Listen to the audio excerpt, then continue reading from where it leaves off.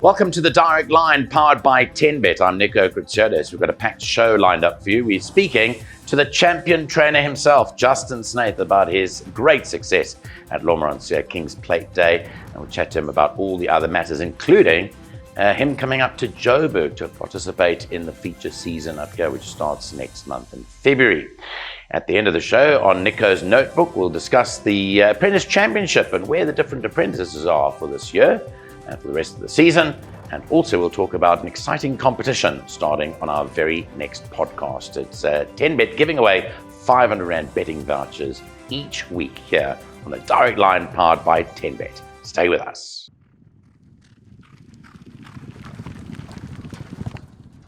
Welcome to the Direct Line. Our very first guest, and a great privilege to be speaking to him, is champion trainer Justin Snaith, all the way from home base in Cape Town, after what has been a phenomenal week for our champion trainer. 6 winners at the Lomoransia King's Plate on Saturday afternoon, and it's just riding high. It is a great pleasure to see you once again, Justin, and congratulations on a magnificent weekend.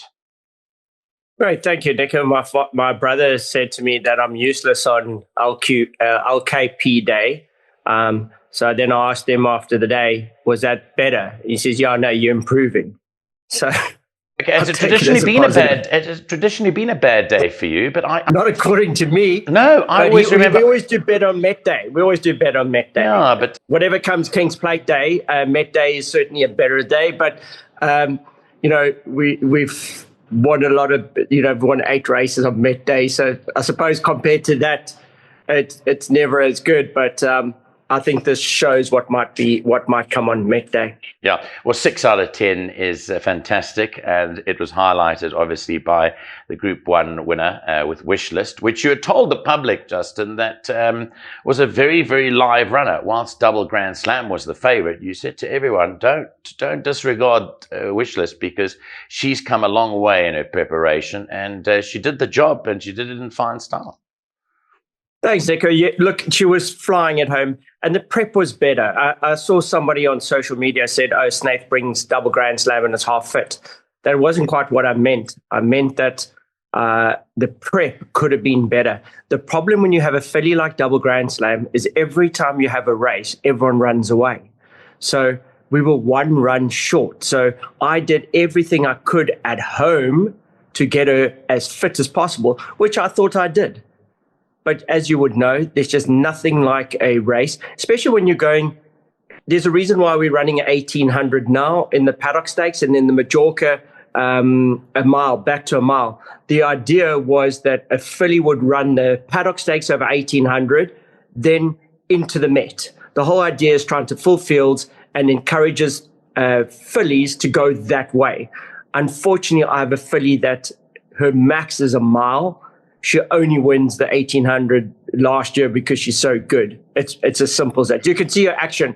Watch her in the straight. She doesn't have a stayers action or a miler plus action. She's power.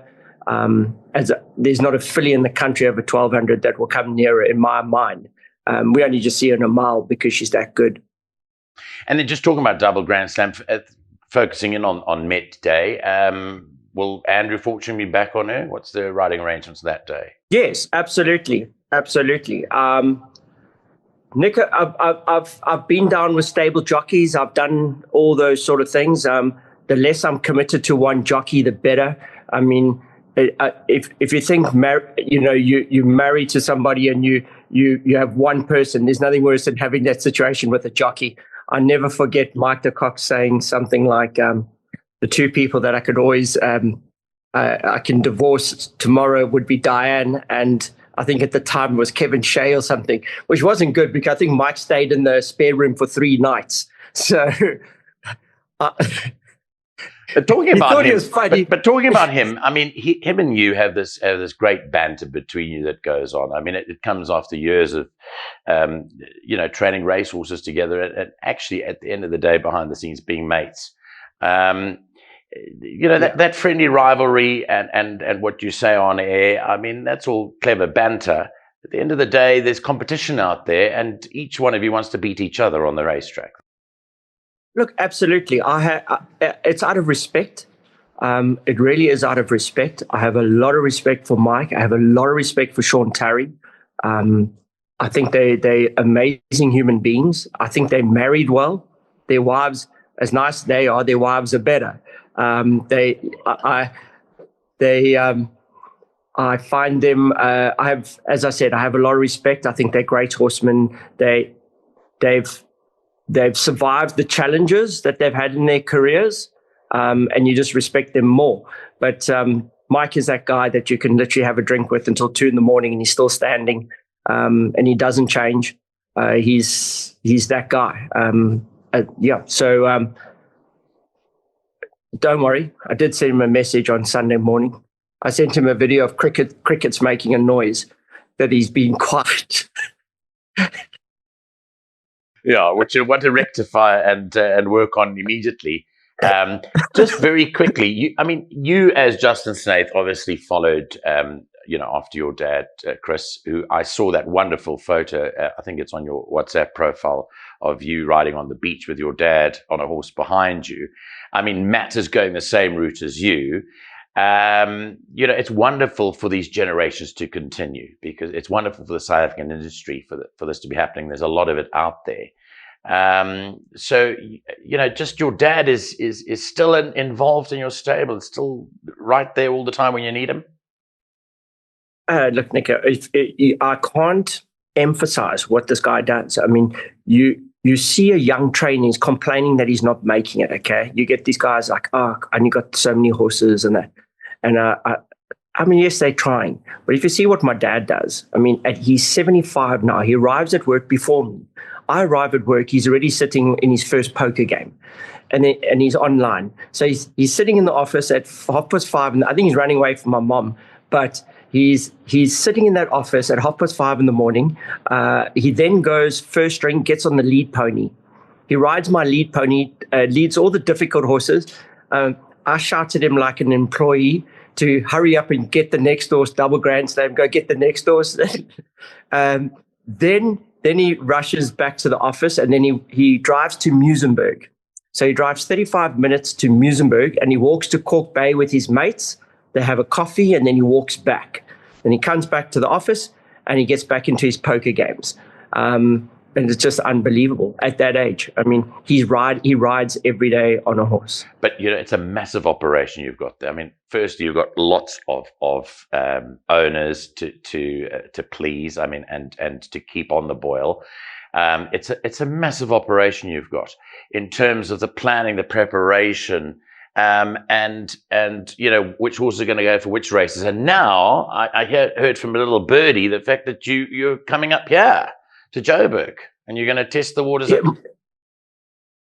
Look, Nick, the timing's right. There was a lot going on in Johannesburg that I was not happy with. I didn't think it was good for racing. There was a lot of animosity, whether on which side of the fence you want to say was causing it, whether it was the Cape guys against the Joburg guys, the Durban guys against the Cape.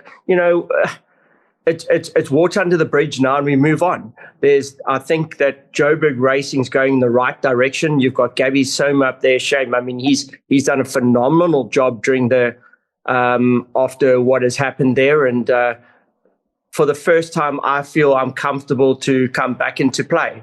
I have my first horse in Johannesburg already, Lowveld Lily, that ran third in the fillies race on Saturday. That was a sort of a come-on run for your fillies guineas in Johannesburg. I think it's on about the 17th of Feb. So that'll be my first run in Johannesburg, 7th of Feb. She's with Alec Laird at the moment. Then the rest will probably come up for your big day. I think it's in the beginning of April. You got some beautiful weight for age races. So those horses will probably come from our setup at Summerveld. And we'll raid into Johannesburg. So yes, I do feel it's time to get involved in Johannesburg. Mike's been aggravating me about it, and now I've got Lawrence Werner saying, "Yeah, you're good in your little bubble there, but it's time to move out of it." So, but they always say in life, don't poke a hungry bear. Yeah, and it's great to see you up here, by the way. And I look forward to calling your horses home as I've done in the past for you. Just quickly, let's talk about. you being in Cape Town. I know in one of the interviews you did, I think it was the last race you won, or one of the races you won, where you mentioned Hong Kong because you trained a winner for Hong Kong owner, and you mentioned Hong Kong also because of the World Pools. But what's your position on that? I mean, you've got such a massive operation. Is there any way you want to leave at any stage now? I mean, Nico, I'm in a very fortunate situation. Yes, I can train. I know I can train. I've given my life to this from a youngster. I've traveled the world. I've worked with some of the best trainers in the world. I've worked for numerous trainers in South Africa. I know I'm capable of this, but for my opposition, what they weren't expecting is my family and the team we've built around us. I'm not that guy that you wanted to have a Jono buying his horses. And, everyone says they can choose a horse, but try convince someone to spend 2 million, 3 million on a horse. And that's where you see the difference. Jono's got that knack where people trust him. And we come to a sale, we're ready. And I have the most incredible owners. Funny enough, I think Hong Kong are trying to poach some of my clients here in South Africa because we're just very fortunate of the people we have here. I mean, look, it's quite funny. I never thought that the ladies would be saving the day. You see like Mary Slack and Gaynor Rupert, and, there's been some phenomenal women that have been involved in racing that have come to the fore. So, Susan Culmanson and people like that. The list is actually endless. It's quite funny. But I have that clientele that every trainer dreams of waking up to. So there is high expectation, but I do feel I'm the right guy for this situation. And you know what, your polo background comes into it too, in relation to someone like Nick Johnson. I spoke to you just before we came onto the show about the fact that I was in Natal and I bumped into a lot of polo names. The Riddle family, I think, were involved. The Crow family were involved, and I know Tommy's involved with Nick, and of course the Johnsons too. That's also quite a thriving industry behind the scenes that I don't know much about. Do you get a lot of crossover from there still towards horse racing? Yeah, for sure, absolutely. Look, I played for about 8 to 10 years with all those guys. So I used to arrive in Natal with my string and my 6 polo ponies, and then I'd go up to Karkloof and all those places, Shongweni, play SA champs, Natal champs, play all those tournaments at the same time, training a July winner. But the interesting thing is I never met Nick Johnson in racing. I actually met him on a polo field.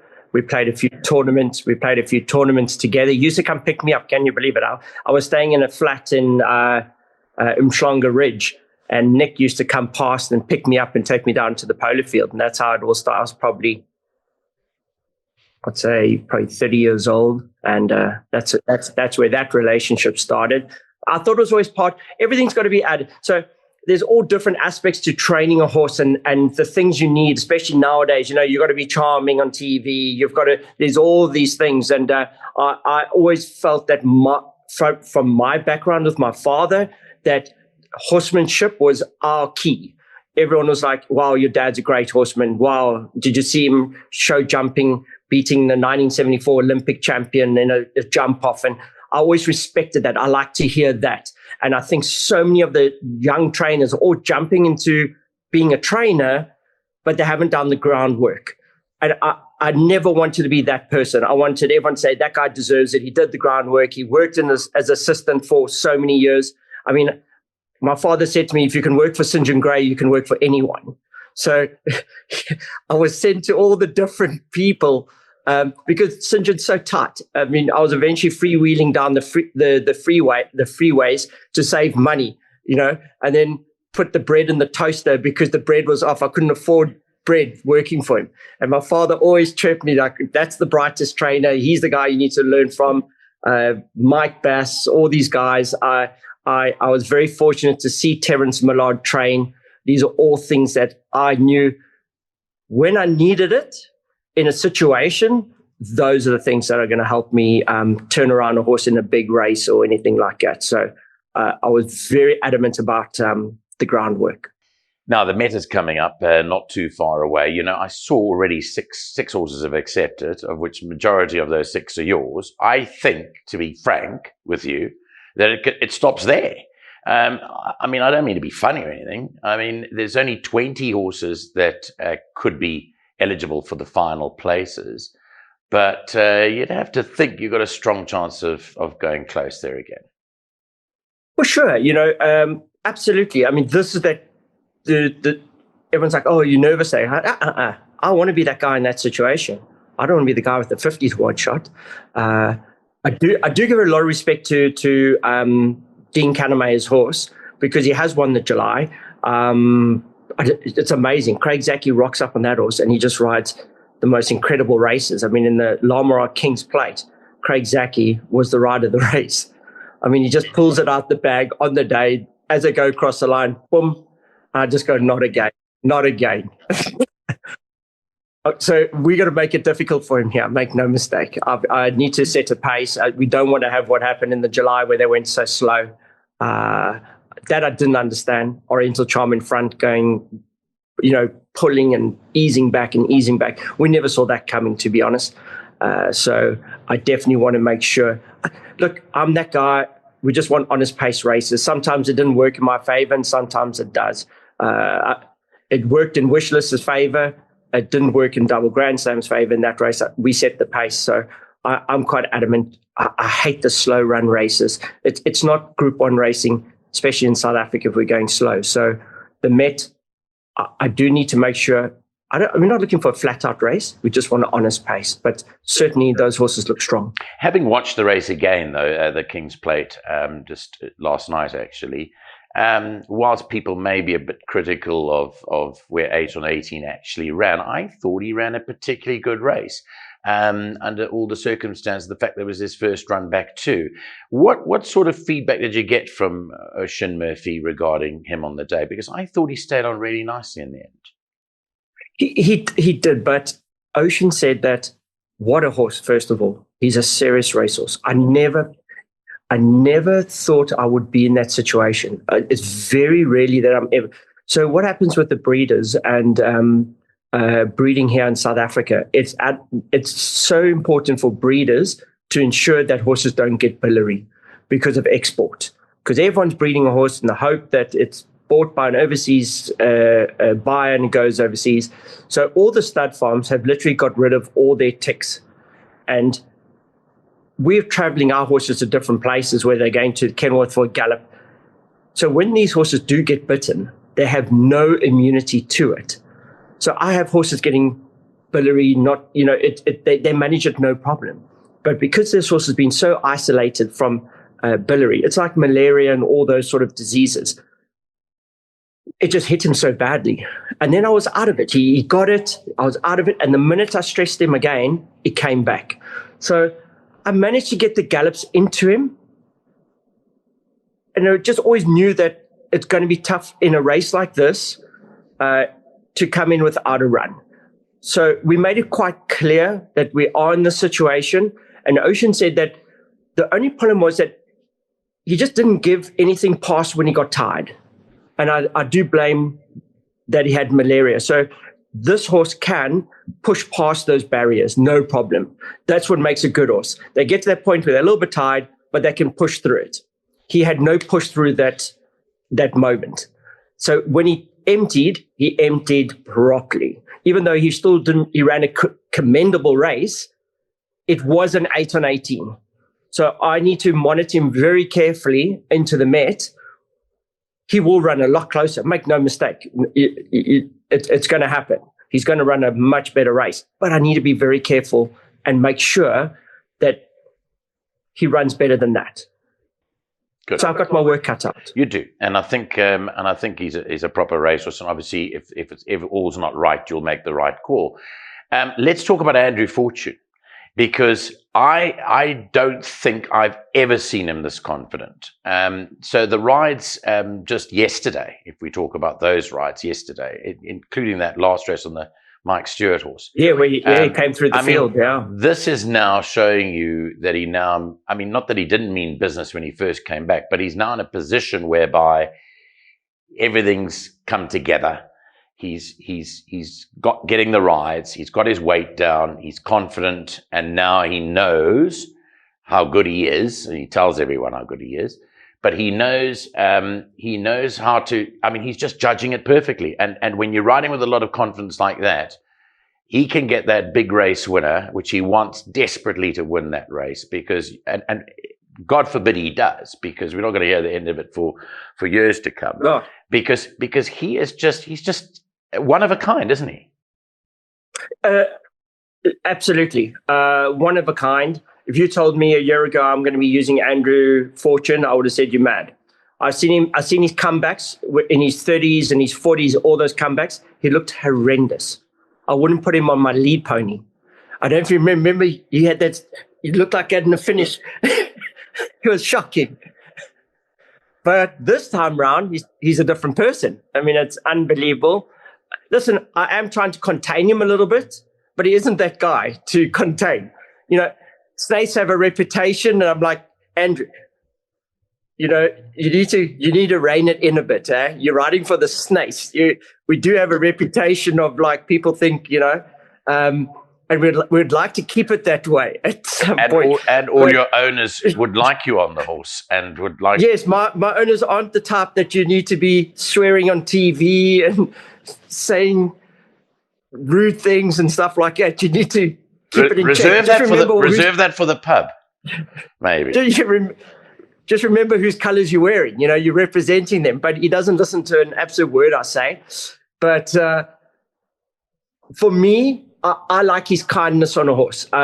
You've clearly that I'm a horseman. I love horses. It's one of the reasons. If it was for the money, I wouldn't. That's not what I'm here for. Otherwise, I would be in Hong Kong if that was a big thing to me. I just like the way he rides the horses. If he doesn't need to pull the stake, he doesn't. He gets it over the line. He's got this new thing he keeps saying to me. He wants to pat a horse in a big race as it goes across the line. I'm like, Andrew,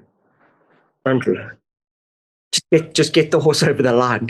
He's watching videos of these jockeys patting horses. I'm like, that's a 10 grand fine, you know. Yeah, but so he thinks someone's going to pay it for him. Every fine he's got, someone's conjured up the money and paid for him. He's never paid a fine in his life, has he? No, but he's going to start here. I can promise you, every fine he gets, he's paid. It's not coming from my clients. That I can assure you. It's his own fault. But there's a huge amount of respect from where he was to the person he is now. Yes, he's become quite godly, but I'm not too sure he'll get to those pearly gates for some of his past. So, but huge respect to him and what he's accomplished at the moment. And very much like you saw with Double Grand Slam, I respect that. He's a team player. I said to him, like, if you look at Rassie Erasmus in the Springboks, this year, Andre Pollard plays. The next day, it's Sasha, Lebok. We've got enough horse and strength to make this work with jockeys that my clients get the best possible for their horses. And I think that's been a huge success for us this season. You'll see Richard on my horses. You'll see if I feel Richard suits a horse better than Andrew, Richard's on. If I feel whoever the jockey is, they will ride the horse. But I need the other jocks to understand it. And if they don't like it, you know, I might use Muzi. If they don't like it, go ride somewhere else. My client, we're in a situation at the moment where my clients come first and my horses. And it's working. And Andrew gets it. He's a pleasure. And it's clearly working for you because you look content with the decisions that you make. The jockeys look happier that they, you know, including a guy like Richard is happy and, you know. Absolutely. It's working for everyone out there. And may it work for you in the big race, on the big race day. Just tell us your main hopes on the big day, what your feeling is as we sit here now. I mean, we are still... Okay, look, I really believe that this is going to be a big day for snake racing. I've got Louis Burke and at home, my staff, Louis Burke, Gokon Terza. We have worked every day through Christmas and New Year's, all of us. We really have worked every day. Christmas Day, New Year's Day, we haven't missed. We want to push it through to the Met. I think follow the yard. We are really coming with some beautiful, beautiful horses, like right through. You got horses like Happy Verse that's going to run in the Politician. I heard a whisper that everyone's saying the 3-year-olds are bad. Nonsense. They 3-year-olds can run. They just haven't. They will come right at the right time. There's some very smart 3-year-olds out there. I thought Jan van Gooyen maybe just one. It was all quite a lot for a horse. That's not his run. He's better than the King's Plate, right? It's not. You can't say, oh, now he can't run. That no, was I think, run. I think, I think just in the way that he was, in terms of that he was sent down there and stayed down there. I think exactly. It was all quite on top of each other. It's a lot for a young horse, and I still have a lot of respect for him. 3-year-olds basically on his run. No. So horses like that, obviously the Met. Cedar Gain was a big run in the Larmoran King's Plate. He could be the horse that they all have to sort of watch out for, because he's just a very, very good individual. He arrived in my yard. He was fit and ready. He was actually coming for the Summer Cup. So the horse was he was ready. It just needed to sort out the starting stalls, which we have Milan in Cape Town, which is a big asset. So Milan sorted him out there, and he's a proper horse. And then obviously 8 and 18, need to get him right. Okavongo was impressive. The filly double Grand Slam, going to be hard to beat, I can tell you right now. Back into the Majorca. Sail the Sea, big runner. Every time Muzi was riding him, he says, this horse needs further. And I'm like, I needed a miler for the King's Plate. And I thought Sail the Sea could be that horse. And every time Muzi's riding, he's going, wow, he's feeding like a 2,000-meter horse now. And I'm going, okay, that's great, but where's my miler? So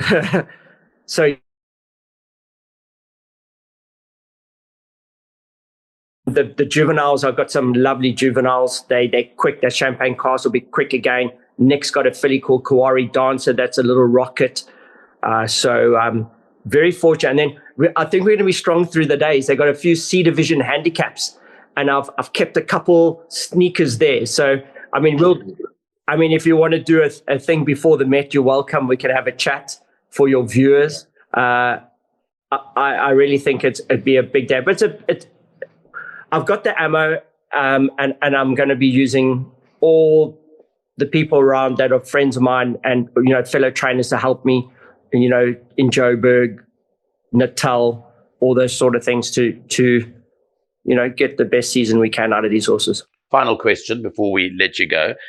You mentioned the Joburg scenario.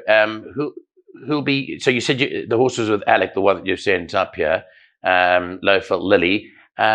What's the situation? Are you going to be coming up and adding your flair? So that's the first one, because I'm still in the middle of the summer season here. I mean, we've still got Derby Day, we've got Met Day. There's a lot I need to focus on here. So, I mean, Alec's been a family friend for years, so I think he's a phenomenal trainer. So Alec will look after her for me, and then I'll come up.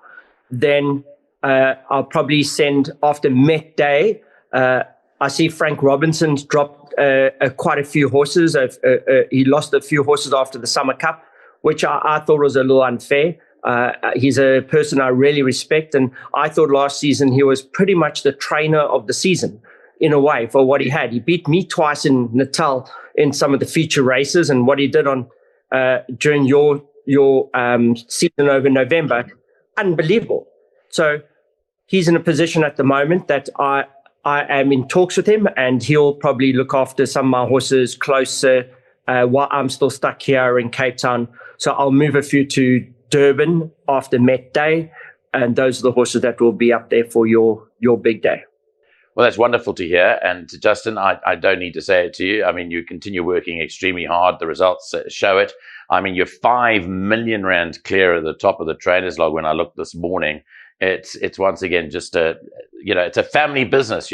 People say about restaurants being family businesses that why they're so successful, well, because they're there all the time and they keep on checking the quality control, and you've got everyone checking it. There's nothing that slips through the cracks at Snaith Racing. No, we're very fortunate. Look, Nick, I've got a family that's involved, and it's very, very lucky. Any trainer that wants to do a similar thing, you need your family because you need the numbers. Like I suppose Matthew will have Mike all the time, and his mom. I mean, I think Diane's the silent assassin there. you need help like that. If you're on mic, though. I don't think you have a choice. Justin, great pleasure chatting to you. Thanks very much for coming on the show. I've enjoyed chatting to you. Absolute and I'll pleasure. see you down for the Cape Town Met at the end of the month. But keep on doing what you do best, and that is to train racehorses. Well done. Look forward to it. Hopefully you'll commentate a race if I have to listen to Brandon Bailey one more time. Thanks very much, Justin. All the best. Cheers. Cheers. Enjoy. Bye.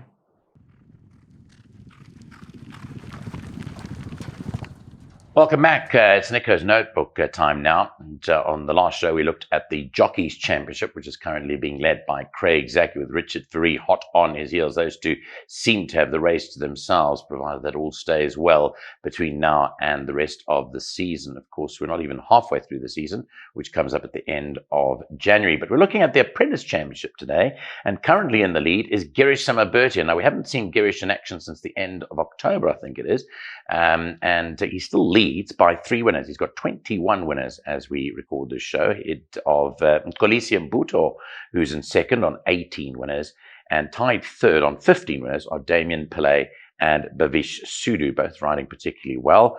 14 winners to Dazan Lowe, and then Kobedi James Dahaba and Savannah Valgello, two guys that we've had, or two apprentices that we've had on the show, both sit on 13 winners, with Girish Dukat on 11, and last season's champion apprentice, Mr. Plaatjes on 10 winners. Brevin Plaatjes sits on 10 winners.